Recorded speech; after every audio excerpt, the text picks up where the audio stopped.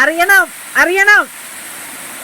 പൂമല റൂട്ടിൽ വരുമ്പോ പൂമല ഡാമിലേക്ക് പോകുന്ന വഴിയിൽ ഒരു ചെറിയൊരു കയറ്റായിട്ടുള്ള ഒരു റോഡുണ്ട്.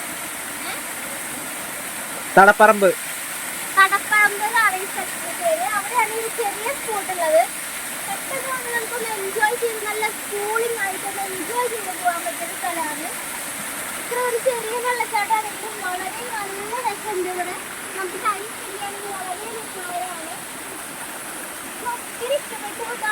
ഒത്തിരി വെള്ളച്ചാട്ടങ്ങൾ എന്ത് രസമാണ്, എന്തൊരു ഭംഗിയാണ്. നല്ല തണുത്ത വെള്ളം,